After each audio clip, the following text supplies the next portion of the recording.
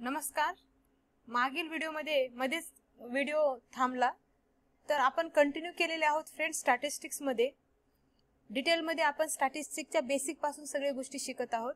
तर आपण पाहिलोत ओरिजिन ऑफ स्टॅटिस्टिक्स, त्यानंतर kind of statistics, data analysis मध्ये डिस्क्रिप्टिव्ह आणि इन्फरेन्शियल. आता डिस्क्रिप्टिव्ह मध्ये measure of central tendency, dispersion, correlation, regression, skewness, kurtosis पाहणार आहोत. तर सगळ्यात अगोदर आपण अशा पद्धतीने अप्रोच ठेवलेला आहोत की एव्हरेज 3 ऑर्डर्स ऑफ एव्हरेज आहेत. त्यामध्ये पहिलं जे आहे central tendency, major of central tendency, जे आपल्या टॉपिकला पहिला चॅप्टर म्हणून दिलेले आहे. तर मेजर ऑफ सेंट्रल टेंडन्सी मध्ये काय काय येतं तर एक एक करून आपण अगोदर आपण स्टेप बाय स्टेप आपण शिकायलो. तर आपण आता मेजर ऑफ सेंट्रल टेंडन्सी मध्ये पुन्हा मीन, मीडियन, मोड म्हणजे एव्हरेजचे पुन्हा 3 प्रकार किंवा सेंट्रल टेंडन्सी मध्ये आपल्याला अभ्यास काय करायचा आहे, मीन, मीडियन आणि मोड. आणि मीन, मीडियन, मोड आता पुन्हा 3 प्रकारचे, अरिथमेटिक मीन, जिओमेट्रिक मीन आणि हार्मोनिक मीन. मी एका व्हिडिओ मध्ये कव्हर केलेला आहे. तुम्ही सेंट्रल टेंडन्सीचा तो व्हिडिओ पाहू शकता. आता तरी या ठिकाणी तुम्ही पाहून घ्या, कारण हे फार महत्त्वाचं आहे म्हणून मी तुम्हाला रिव्हिजन मध्ये हे सांगायचं आहे फ्रेंड्स. मध्येच व्हिडिओ थांबला जरी असेल तरी आपण हे कंटिन्यू करायलो. तर आता हे सिरीज कंटिन्यू राहणार आहे. यामध्ये बेसिक सगळेच कन्सेप्ट इम्पॉर्टंट PYQ कन्सिडर करून PYQ ला आपण अभ्यास करून त्याच पद्धतीने जे महत्त्वाची गोष्टी आहेत ते मी तुमच्यासोबत इथं शेअर करत आहे. तर समजा आता हे ॲव्हरेज आहे. तर हे ॲव्हरेज मध्ये मॅथमॅटिकल ॲव्हरेज आणि पोझिशनल ॲव्हरेज कोणते कोणते, तर अशा पद्धतीने आपल्याला विचारण्यात येतं फ्रेंड्स. तर तुम्हाला देऊन टाकतील एक्झाम मध्ये यामध्ये कोणते कोणते ॲव्हरेज हे मॅथमॅटिकल ॲव्हरेज आहेत आणि कोणते पोझिशनल ॲव्हरेज आहेत, आणि ट्रू आणि फाल्स पण विचारून घेतात. तर ॲव्हरेज मध्ये मॅथमॅटिकल ॲव्हरेज आता आपण काय पाहिलोत, ॲव्हरेज मध्ये मीन, मीडियन, मोड पाहिलोत. आणि त्यामध्येच काय पाहिलोत आपण, मीन मध्ये अरिथमेटिक मीन, जिओमेट्रिक मीन आणि हार्मोनिक मीन पाहिलोत. तर हे जे मीन आहे, मीन काय आहे, मॅथमॅटिकल ॲव्हरेज आहे, हे आपल्याला लक्षात ठेवायचं आहे. मीन काय आहे, मॅथमॅटिकल ॲव्हरेज आहे. आता यामध्ये आपण मध्य भाग बघायला, मध्य म्हणजे मध्य काढायलोत, आपण मध्यांक काढायलोत, मोड काढायलोत, म्हणजे हे पोझिशनल ॲव्हरेज झाले, हे पोझिशन दाखवायलेत. आणि हे काय करायले, मीन काय करायले, अरिथमेटिक मीन म्हणल्यानंतर आपण एक सेंट्रल व्हॅल्यू आहे ज्याच्यावर आपण सरासरी किंमत म्हणजे सरासरी व्हॅल्यू आपण फाइंड आउट करायलो. तर या ठिकाणी आपल्याला कॅल्क्युलेशन करावं लागेल, कॅल्क्युलेट करतो आपण काहीतरी, आणि कॅल्क्युलेट करतो त्यामध्ये अरिथमेटिक मीन म्हणजे मीन काढतो आपण, जे सम ऑफ टोटल नंबर आहेत डिवाइडेड बाय n आपण करतो ते मीन झालं. जिओमेट्रिक मीन आणि हार्मोनिक मीन हे मॅथमॅटिकल ॲव्हरेजेस आहेत. पाठच करून ठेवा. ॲव्हरेजेस कोणते कोणते आहेत, मॅथमॅटिकल ॲव्हरेजेस कोणते कोणते आहेत. आता मॅथमॅटिकल, तर यामध्ये पहिला आहे अरिथमेटिक मीन, जिओमेट्रिक मीन आणि हार्मोनिक मीन, हे मॅथमॅटिकल ॲव्हरेजेस आहेत. आणि पोझिशनल ॲव्हरेज म्हणल्यानंतर मीडियन आणि मोड, हे दोन, मीडियन M वरून आणि मोड Z वरून अशा पद्धतीने शो केलं जातं. तर हे मीडियन आणि मोड पोझिशनल ॲव्हरेज आहेत, कारण हे पोझिशनला दाखवतात, हे दोन्ही पोझिशन दर्शवतात. आणि हे याला आपण कॅल्क्युलेट करतो, म्हणून हे ॲव्हरेजचे या ठिकाणाहून तुमचे 2 मार्क्स फिक्स आहेत फ्रेंड्स. आणि मी सांगायले म्हणून तुम्ही अभ्यास करून ठेवाच, मी सांगायले म्हणून नाही. जेव्हा तुम्ही यामध्ये पूर्णपणे जेव्हा इन्व्हॉल्व्ह होऊन स्टडी करायला लागताल, PYQ वगैरे सॉल्व्ह करायला लागताल, तेव्हा तुम्हाला हे कितीदा PYQ मध्ये, कितीदा आपल्याला एक्झाम मध्ये विचारलेलं आहे, नेट सेटच्या, बँकेच्या, कोणतीही एक्झाम असू द्या. तर या ठिकाणी आपल्याला बेसिक संकल्पना आहे, कन्सेप्ट माहित असणं खूप महत्वाचं आहे. तर सेंट्रल टेंडन्सी मध्ये आपण मीन, मीडियन, मोड अभ्यास करतो. सेंट्रल टेंडन्सी मध्ये आपण मीन, मीडियन आणि मोड अभ्यास करतो. आणि सोबतच अरिथमेटिक मीन, जिओमेट्रिक मीन, हार्मोनिक मीन हे मीनचे भाग आहेत. या तिघाला मिळून आपण मॅथमॅटिकल मीन म्हणतो. आणि हे जे वरचे मीन आणि मीडियम या दोघाला मिळून आपण पोझिशनल ॲव्हरेज आणि याला अरिथमॅटिकल ॲव्हरेज असं म्हणतो. तर हे बेसिक आणि खूप महत्वाचं कन्सेप्ट आहे, तुम्ही लक्षात ठेवा. तर आपलं सेंट्रल टेंडन्सी मध्ये हे मागील एक व्हिडिओ पाहून घेऊन तुम्ही इतकं सगळं एकदा जर पाहून घेतलात, इतकं जरी आठवण ठेवलात, तर मेजर ऑफ सेंट्रल टेंडन्सी तुमची संपत्ती फ्रेंड्स. आता यापुढे आपण नेक्स्ट व्हिडिओ मध्ये तुमच्यासोबत मी खूप डिटेल मध्ये मेजर ऑफ डिस्पर्जन जे आहे ते तुमच्यासोबत शेअर करणार आहे. तर यामध्ये कोणते कोणते गोष्टी लक्षात ठेवायच्या आहेत आणि कशा पद्धतीनं आपल्याला अभ्यास करायचा आहे ते तुम्हाला मी थोडक्यामध्ये दाखवून देते. तर या ठिकाणी मेजर ऑफ डिस्पर्जन आणि चार्टला लक्षात ठेवायचं आहे. फार महत्वाचं काय आहे या अप्रोच मध्ये, मी तुम्हाला जे शिकवायले सध्याला मी कोणते तरी एक अप्रोच घेऊन शिकवायले. त्या अप्रोच मध्ये मी चार्ट आणण्याच्या मागे कारणच हे होता की भले मोठे पुस्तकं वाचूनही काहीच समजत नाही, पण हे चार्ट थ्रू तुम्हाला एक बेसिक फ्रेम भेटून जाईल, एक ग्राउंड भेटून जाईल, तुमचे पूर्ण फंडामेंटल्स क्लिअर होऊन जातील. तर मेजर ऑफ डिस्पर्जन मध्ये सगळ्यात अगोदर आपलं मेजर ऑफ हे झालं, सेंट्रल टेंडन्सी झालं. आता मेजर ऑफ डिस्पर्जन मध्ये अल्जेब्रिक मेजर्स आणि ग्राफिकल मेजर्स हे दोन प्रकार. त्यामध्ये कोणते कोणते आहेत, यामध्ये पुन्हा दोन भाग आहेत. कोणते कोणते असणार आहेत आता हे एक मिनिट. हा, तर ग्राफिकल मेजर्स आणि दुसरं कोणतं आहे अल्जेब्रिक मेजर्स. ओके, मग त्यामध्ये फार फार महत्वाचं कोणतं कन्सेप्ट येते आपल्याला, जे आता पूर्ण स्टॅटिस्टिक्स मध्ये आपल्याला इतक्यांदा आपल्याला अभ्यासावं लागतं की हे आपल्याला माहित राहणं फार गरजेचं आहे, जे आहे ऍब्सोल्यूट मेजर आणि दुसरं आहे रिलेटिव्ह मेजर्स.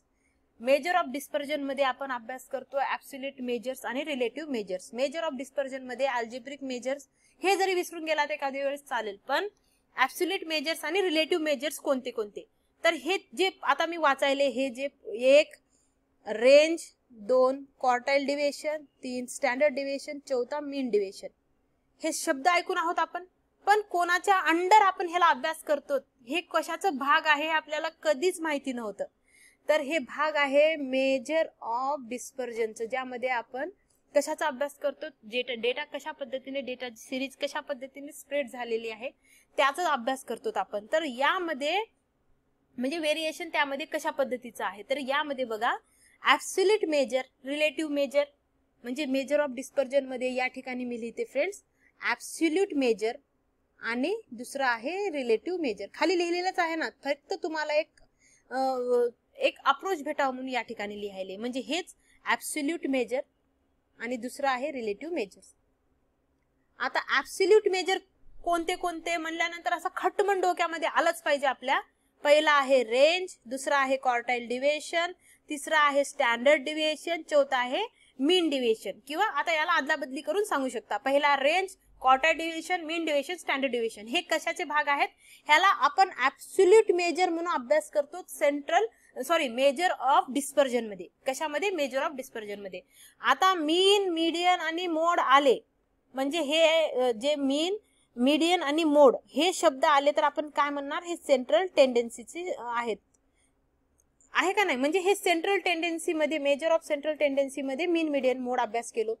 तसंच त्याच पद्धतीनं आपल्याला रेंज, क्वार्टाइल डिव्हिएशन, मीन डिव्हिएशन आणि स्टँडर्ड डिव्हिएशन आले म्हणल्यानंतर लगेच समजायला पाहिजे की मेजर ऑफ डिस्पर्जन आहेत आणि कोणते मेजर ऑफ डिस्पर्जन मध्ये कोणते ऍब्सोल्यूट मेजर्स आहेत. आता हे शब्द तुम्हाला नेहमी लक्षात राहिलं पाहिजे.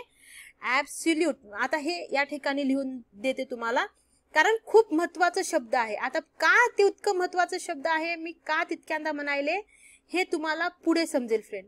ऍब्सोल्यूट मेजर आहे, मेजर मध्ये कोणते कोणते, रेंज, क्वार्टाइल डिव्हिएशन, मीन डिव्हिएशन आणि स्टँडर्ड डिव्हिएशन, हे 4 ऍब्सोल्यूट मेजर्स आहेत. कशामध्ये, मेजर ऑफ डिस्पर्जन मध्ये. आणि रिलेटिव्ह मेजर्स कोणते कोणते आहेत, तर आता या ठिकाणी जेव्हा ऍब्सोल्यूट जे आहेत त्यांना जेव्हा रिलेटिव्हली अभ्यास करतो आपण, रिलेटिव्ह म्हणजे कशासोबत, तर कंपॅरिझन चालू आहे आपलं त्याचं आणखी कोणाच्या तर थ्रो जेव्हा आपण अभ्यास करायलो, ते फक्त एक नसून आता त्याच्यासोबत आणखी एकाची तुलना व्हायला लागलेली आहे, रिलेट करायला. तो आपण रिलेटिव्ह म्हणजे रिलेट करायला लागलो, तर त्याचा अर्थ रिलेटिव्ह मेजर्स मध्ये हे सगळे, आता हे वरती रेंज आहे, हे वरती रेंज आहे, इथं क्वार्टाइल डिव्हिएशन आहे, इथंही क्वार्टाइल डिव्हिएशन आहे, या ठिकाणी स्टँडर्ड डिव्हिएशन आहे, मीन डिव्हिएशन आहे, या ठिकाणीही मीन डिव्हिएशन आहे. तर आता इथं काय चेंज झालं, रिलेटिव्ह शब्द आल्यामुळे पुढे सगळ्याच्या कोइफिशियंट लागायले, दिसायले तुम्हाला. जेव्हा ऍब्सोल्यूट असेल तर range, quartile deviation, standard deviation, मीन डिव्हिएशन असेल. फक्त ते आता रिलेटिव्ह मेजर झाल्यामुळे, मग फक्त ते कशासोबत तर रिलेट केल्यामुळे ते रिलेटिव्ह मेजर्स झाले. आता रिलेटिव्ह मेजर्स झाल्यामुळे त्यांच्या सगळ्याच शब्द बदलून काय झालं, शब्द बदलला नाही, फक्त पुढे coefficient of range, coefficient of variances म्हणजे ज्या ठिकाणी स्टँडर्ड डिव्हिएशन आहे त्या ठिकाणी व्हरायन्सेस लागलं, मीन डिव्हिएशनच्या ठिकाणी कोएफिशियंट ऑफ मीन डिव्हिएशन लागलं, आणि क्वार्टाईल डिव्हिएशनच्या म्हणजेच कोएफिशियंट ऑफ क्वार्टाईल डिव्हिएशन. म्हणजेच रिलेटिव्ह ॲब्सोल्यूट मेजर जेव्हा रिलेटिव्ह होतात तेव्हा त्याला आपण काय म्हणतो, coefficient of range, coefficient of mean deviation, coefficient of quartile deviation. म्हणजे या शब्दातून तुम्हाला इतकं समजून घ्यायचं आहे की हे चार्ट फार महत्वाचा आहे. मेजर ऑफ डिस्पर्शन मध्ये ऍब्सोल्यूट मेजर्स आणि रिलेटिव्ह मेजर्स अभ्यास करतो. ऍब्सोल्यूट मेजर्स म्हणजे range, quartile deviation, standard deviation, मीन डिव्हिएशन. आता हे काय, हे नेमके काय काय आहे, त्याचा अर्थ काय, हे पुढे आपण शिकूयात ना. पण अगोदर हे कशाच्या अंडर आपण अभ्यास करतो, आपण सगळे प्रॉब्लेम सोडवलोत, 100दा पुस्तकात वाचलोत, खूप वेळेस यांचे फॉर्म्युलाच पाठ केलोत, पण नेमकं हे कशाच्या अंडर येतात तेच अभ्यास केलो नाहीत. तर डिस्पर्जन म्हणजे काय ते पण मी तुम्हाला सांगणार आहे. थोडंसं तुम्ही पेशन्स ठेवून थोडंसं सगळं समजून घ्यायचा प्रयत्न करा. ह्या चार्ट मधून आपल्याला आपले फंडामेंटल्स क्लिअर करायचं आहे. ते मी तुम्हाला पूर्वी सांगितले खूप व्यवस्थित पद्धतीने की शिकवणारे भरपूर जण आहेत, भरपूर जण तुम्हाला शिकवणार आहेत. पुस्तकं भरपूर अवेलेबल आहेत, भरपूर PDF अवेलेबल आहे, भरपूर पद्धतीने मटेरियल्स अवेलेबल आहेत. पण मी तुम्हाला माझ्या व्हिडिओतून तुम्हाला मी जे अभ्यास करताना ज्या गोष्टी मला समजून घ्यायला फार एफर्ट्स लावावे लागले ते मी तुम्हाला माझ्या पद्धतीने माझं अप्रोच कसं होतं ते तुमच्यासोबत मी या ठिकाणी सांगायले म्हणजे शेअर करायले. बघा आता फक्त तुम्ही मेजर ऑफ डिस्पर्जन मध्ये ऍब्सोल्यूट मेजर्स समजून घ्या, रिलेटिव्ह मेजर्स समजून घ्या. ऍब्सोल्यूट मेजर म्हणजे range, quartile deviation, standard deviation, मीन डिव्हिएशन. ते काय काय आहेत, त्याचा अर्थ काय आहे ते पुढे पाहूयात. आणि रिलेटिव्ह मेजर्स म्हणल्यानंतर ऍब्सोल्यूट एकदा पाठ झाले तर रिलेटिव्ह आहे तर त्याच्या फक्त पुढे फक्त कोणतं शब्द लागायले या ठिकाणी, कोएफिशियंट. कोएफिशियंट आणि कोएफिशियंट हे शब्द आपल्याला स्टॅटिस्टिक्स मध्ये इतकं पुरे करून सोडलेलं आहे. कोणत्याही ठिकाणी कोएफिशियंट म्हणजे आता हे यांचं ह्या एस सोबत काहीतरी संबंध आहे का नाही अशा पद्धतीने मी मांडणी करायले.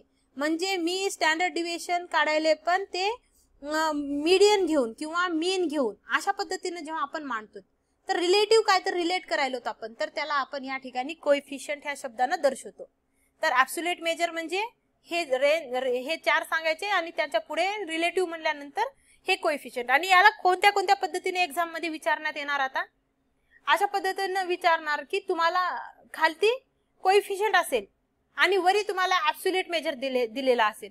मग आपण खूप वेळेस हे मेजर्स वाचतच नाही की ऍब्सोल्यूट आहे म्हणल्यानंतर, म्हणजे असर्शन रिझन मध्ये म्हणायले मी, किंवा ट्रू किंवा फॉल्स मध्ये विचारतात, किंवा मॅच द फॉलोइंग मध्ये विचारून घेतील, रेंज लावतील इकडे आणि इकडे ऍब्सोल्यूट मेजर्स असतील किंवा रिलेटिव्ह मेजर असेल. आणि रेंजला क्वार्टाईल डिव्हिएशन रिलेटिव्ह मेजर का नाही, क्वार्टाईल डिव्हिएशन रिलेटिव्ह मेजर नाही, पण कोएफिशियंट ऑफ क्वार्टाईल डिव्हिएशन हे रिलेटिव्ह मेजर आहे.